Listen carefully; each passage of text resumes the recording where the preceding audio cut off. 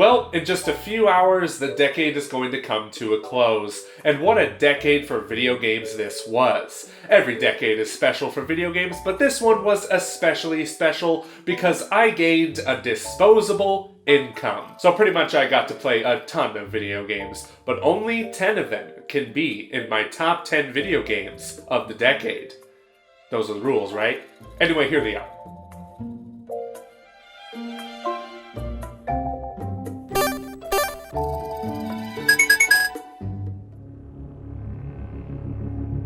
Out of all the entries on this list, the number 10 spot was actually the hardest for me to choose. I jumped between the likes of BioShock Infinite, Batman Arkham City, and Mass Effect 2. But as great as those games are, they haven't left as much of an impact on me as this one. Yeah, that's right. Take me away, opinion police. Lock me up and throw away the key. But seriously, you guys, Skyward Sword is such a good game. Does it have really weird and sometimes annoying motion controls? Yes. But does it also have the best story and music out of all the Zelda games? Also yes. It helps that I played this game in 2014, well after I've heard of all the complaints surrounding it. And while those complaints are mostly justified, the strengths of Skyward Sword far outweigh its weaknesses, and I love it for the things it does right. If we got an HD port of this game on the Nintendo Switch, then everyone would understand why this is one of the best Zelda games. And don't worry, it's not the only Zelda game on this list, obviously. Let's talk about The Last of Us. I played and beat this game on the week it came out, and I thought, this is really good. I wonder what the internet thinks of it. Okay, time to relax. Yes, this game is fantastic. Great enough to be on FerrisWheelPro's top 10 games of the decade. But can you calm the f*** down?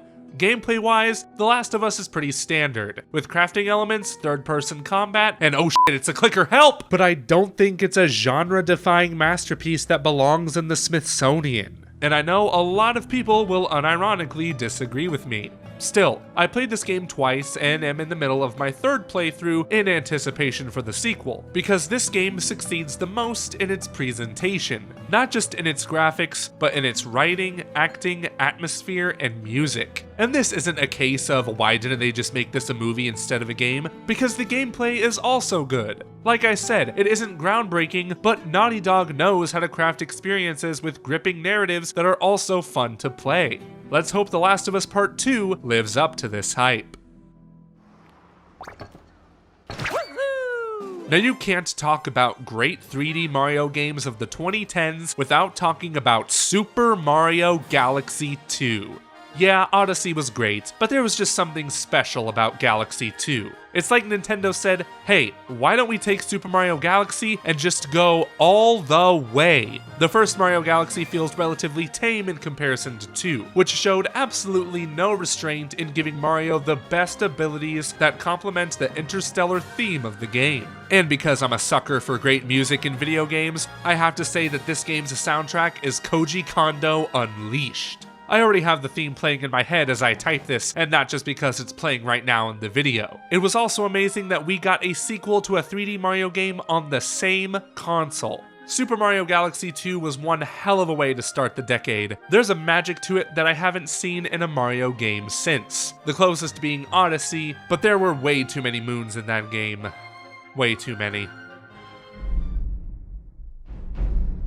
I cannot even count on one hand the amount of ports this game has, but it has all these ports for a good reason.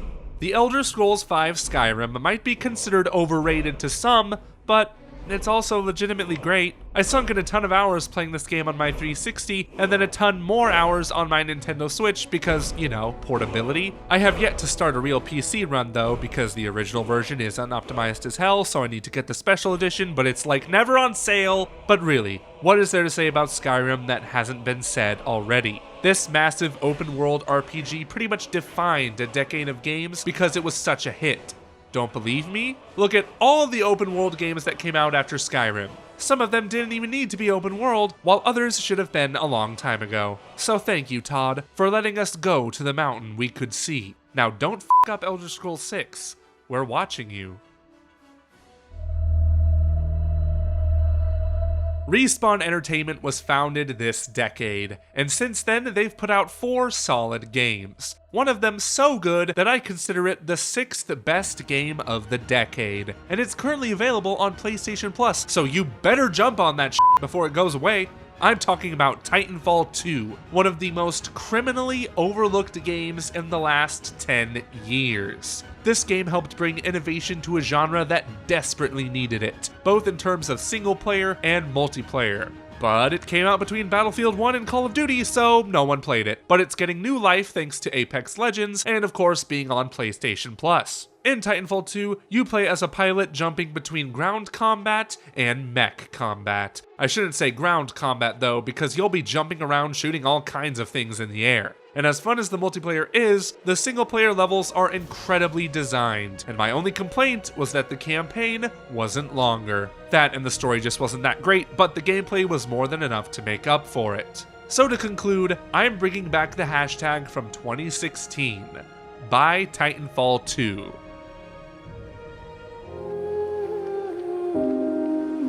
Oh, here we go. I'm gonna cry again. Just hearing this music.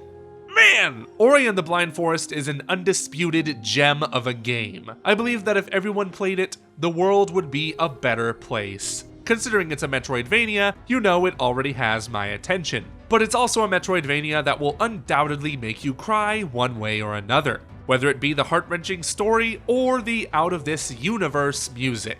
I'd go as far as to say that Ori and the Blind Forest has my favorite soundtrack not just in a video game, but in any form of media ever. And here I thought the music and visuals were going to be enough for me to fall in love with this game, but it's just really good! It's so good! You get all these powers, you fight all these enemies, and you solve all these well-designed puzzles.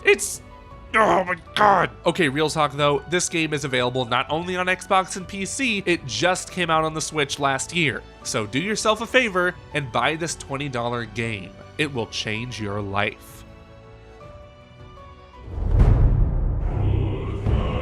How did this happen? How did a God of War game wind up being one of my favorite games in the past 10 years? For one, you can control the camera now. What? Crazy. Even though there are still monsters and gods to fight in this soft reboot, God of War is also a grounded tale about a father and his relationship with his son, all the while fighting trolls, elves, and literal Viking gods. But seriously, this game is fan-tastic, evolving the God of War series into something more while also sticking to its roots. If you liked the hack and slash gameplay of the original trilogy, you'll still like it here, even if it is very different. This is another game I need to do a second playthrough of because there are a lot of secrets and side missions to find in between the insane combat. And the combat in this game is the definition of satisfying. And Kratos' son-boy companion Atreus adds so much to the gameplay and narrative of the story. I very much look forward to seeing what a mature and stoic man he will grow up to be.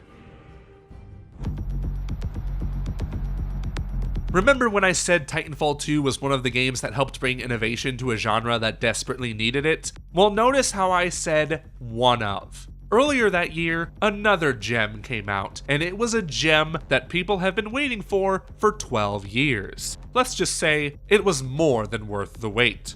After most fans were unhappy with Doom 3, 2016's Doom had a lot to live up to. id Software had to remember what made the first 2 games great and adapt that for modern audiences. And in that sense, they did exactly that. Doom is the perfect successor to 1 and 2, realizing exactly what made those games iconic. It wasn't about zombies and flashlights, it was mercilessly killing hundreds of demons in the span of minutes to the sound of digitally synthesized progressive metal. Mick Gordon, can you please play at my wedding? I'm begging you. Playing as the Doomslayer, or Doom Guy for short, you go through a facility on Mars that has been overrun by demons. In order to kill them, you have to gather all these guns and power-ups, and there's the plot. That's all you need. Go nuts. Doom just has pure, unadulterated fun oozing from its pores from the single-player campaign alone.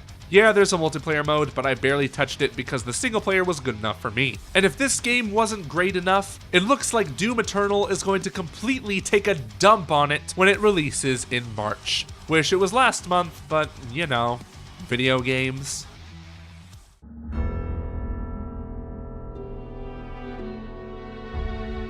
Obviously, this has to be here. I spent over half of the decade waiting for this game, and the wait was worth it. The Legend of Zelda Breath of the Wild is the evolution of a franchise that needed to evolve while simultaneously going back to its roots. Once you fly off the Great Plateau, the massive open world of Hyrule is yours. There are guidelines if you want them, but there aren't any actual rules. You don't have to get an item before going somewhere, you don't need to talk to this character, you don't need to wear any pants. Don't get me wrong, doing all of these things would help, but this level of freedom is something unprecedented in a Zelda game, or most video games for that matter. However, this amount of freedom did come at a cost. For one, the story practically doesn't exist, and the dungeons are they even dungeons? Still, words can't describe the amount of satisfaction I felt when looking upon this screen after waiting so damn long for this game to come out. In spite of its shortcomings, I would consider Breath of the Wild to be the Skyrim of this generation. Not in the gameplay sense, but the impact sense. I hope we see future open world games take inspiration from Breath of the Wild, as it changed so much about how we perceive open worlds. Honestly, more games need the ability to climb. It would be way less of a headache. It's only number 2 on my list though because of its shortcomings, like the lack of an impactful story and any true Zelda dungeons. Let's hope Breath of the Wild 2 fixes these mistakes.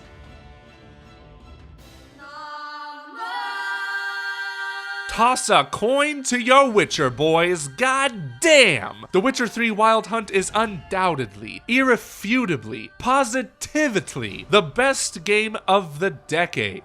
You saw this coming, don't deny it. I've sung my praises for this game for years now, and it's just on a whole other plane of existence. The Witcher 3 is jam-packed with content, and not just any content for content's sake, we're talking great content. Quality and quantity, boys and girls. Oh valley, oh plenty. You'd be hard-pressed to find 2 side quests or Witcher contracts that are remotely similar to one another. Even the main quest, which I mostly ignore in other games, is riveting, with memorable characters and bodacious unicorn scenes. You can even play this on the Switch, what more do you need? Well, if you need more, this game has it. The world of The Witcher 3 is filled to the brim with towns, cities, animals, and monsters to fight for coin, all of which will last you hundreds and hundreds of hours, especially considering the game these days is sold with the 2 expansion packs included. That's like more game for your buck. I've also noticed The Witcher 3 on many top 10 games of the decade lists at number 1, and trust me, it's for good reason. No other game this decade has gone to the lengths that developer CD Projekt Red has gone to create an unforgettable experience that will be remembered for generations. It really makes me more excited for their next game, Cyberpunk. And also, side note, The Witcher series is also great. Go watch it, it's on Netflix. So those were my top 10 games of the decade. What was your top 10 list? Let me know in the comment section down below. But anyway, thank you guys so much for a wonderful year and a wonderful decade. It's been a hell of a ride, and I cannot wait to start off the next year and the next decade with you guys. I'm going to be pumping out some new content. It's going to be a blast. But in the meantime, I wish you all a happy new year and a happy new decade. Maybe we'll actually see the new Metroid this decade. Yeah, that'd be f***ing great. Thank you guys so much for watching this new episode here on Ferris Wheel Pro. Special thanks goes to my Patreon supporters, Justice to Free, Stephanie Ferris, and Smash JT. You guys are awesome, and if you like this video, be sure to subscribe and hit that notification bell to know when I upload another one. In the meantime, you've been watching Ferris Wheel Pro, and I'll see you on the next ride.